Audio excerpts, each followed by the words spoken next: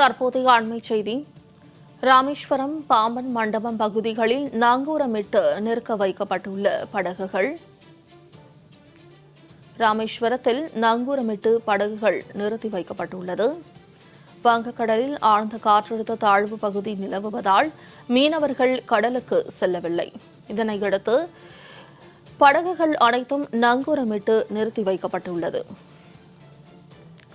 பலத்த சூறாவளி காற்று வீசும் என்பதால் மீனவர்கள் கடலுக்கு செல்ல வேண்டாம் என அறிவுறுத்தியுள்ளனர்.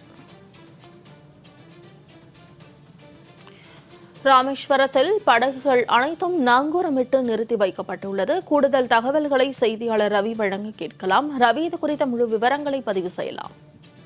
கண்டிப்பா மோனிஷா, வங்கக்கடலில் மணிக்கு 45 முதல் 65 கிலோமீட்டர் வரை பலத்த சூறாவளி காற்று வீசும் என வானிலை மையம் அறிவித்திருக்கிறது. இந்த நிலையில் ராமேஸ்வரம், பாம்பன் கடற்பகுதியில் பலத்த சூறாவளி காற்றும் வீசி வருகிறது. எனவே ராமேஸ்வரம், மண்டபம், பாம்பன் பகுதி விசைப்படகு மற்றும் நாட்டுப்படகு மீனவர்கள் கடலுக்கு மீன்பிடிக்க செல்ல வேண்டாம் என மீன்வளத்துறையினர் அறிவித்துள்ளனர். மறு அறிவிப்பு வரும் வரை மீனவர்கள் கடலுக்கு மீன்பிடிக்க செல்ல வேண்டாம் என கூறியுள்ளனர். கடலுக்கு மீன்பிடிக்க செல்ல விசைப்படகு மீனவர்களுக்கு மீன்பிடி அனுமதி சீட்டும் வழங்கப்படவில்லை.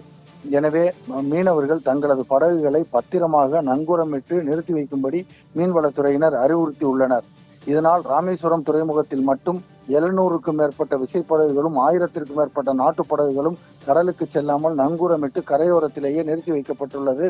படகுகள் கடலுக்கு மீன்பிடிக்க செல்லாததால் ராமேஸ்வரம் பகுதியைச் சேர்ந்த 5000த்திற்கும் மேற்பட்ட மீனவர்களும் மீன்பிடி தொழிலாளர்களும் வாழ்வாதாரத்தை இழந்துள்ளனர். மோனிஷா. ரகு, தகவல்களுக்கு நன்றி.